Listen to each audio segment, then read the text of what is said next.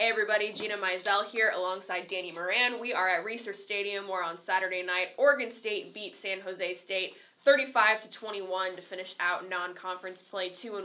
And looking at this game, you really just need to look at the third quarter. I feel like Oregon State was trailing by 7 points at halftime, and then in a 4-minute span, Oregon State scores 21 points, takes a 14-point lead. That ends up being the final margin. What happened in that third quarter that allowed Oregon State to take a huge lead? I think they stopped turning the ball over. That's was true. The big thing. It was a strange situation where Oregon State was down 21-14, like you said, at halftime, but that in no way felt indicative of the way the game was going. Right. Emil Dockery, on his birthday, unfortunately, muffs a punt deep in his own territory. That's one of San Jose State's scores. Seth Collins throws his first career interception at the 26, and that's another drive, short drive, I should say, for San Jose State.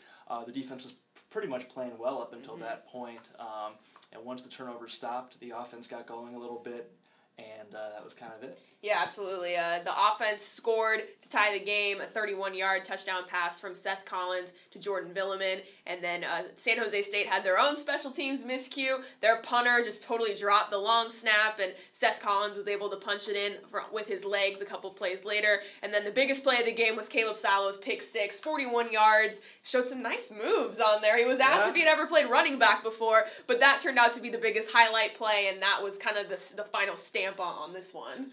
Yeah, and the other thing you could see, an encouraging aspect of this game was Storm Bars Woods, who had 3 carries for 13 yards, didn't play the entire first half against Michigan. There were a lot of questions of why he was out. Then it was a health reason, and he said he was 100%, but I don't know if anyone necessarily believed him or kind of knew what impact he'd had. Looks like it today, though. Yeah, it was the second best running performance of his career. I mean, he only had 1 game, and that was actually as a freshman against Arizona, where he had 161 yards. And he had 151 today.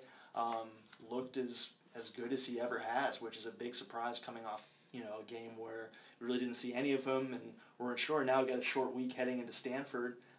That's really good to see if you're an Oregon State fan. Yeah, his performance obviously very good, and Seth Collins, yes, he threw that 1 interception, but probably the most complete game of his young career so far. Right. Obviously, it's only game 3, but had the 1 touchdown pass, rushed for 2 scores, kind of showed a good ability, and Gary Anderson said he even slid on 1 play, which maybe showed his development, so a big game for the freshman. But you just mentioned Stanford, obviously, coming in here on Friday night, a team that just upset USC in Los Angeles. Right. How do you see this game shaking out? It's very early. We've just filed our stories for this game, but obviously a huge week now coming up. Yeah, I got to see what Stanford actually did to win that game against USC, but no, it's a huge confidence booster, you'd think, for Oregon State to kind of come from the performance against Michigan where nothing went well in the second half. This week, the defense got back to form. They held San Jose State 1 for 13 on 3rd down, so that kind of big play factor is back.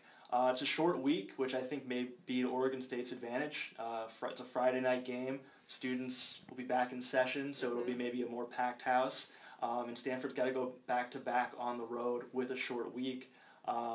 Didn't see necessarily a ton from Oregon State today that would think that an upset is brewing, but there's certainly a couple things that work to their advantage. Yeah, Gary Anderson said that this was a good learning experience to say, hey, we put ourselves in a hole and we learned how to crawl out of it, and that we can change the game quickly on our own. And he said that from now on, really this whole season with this team, there are no baby steps. It's now giant steps as this team moves forward. So we will obviously be here all week giving you all the preview coverage leading up to the Stanford game. And of course, all of our post-game wrap-up stuff is on OregonLive.com right now and in the Oregonian. So for Danny Moran, I'm Gina Mizell. Keep it right here, and we will catch you next time.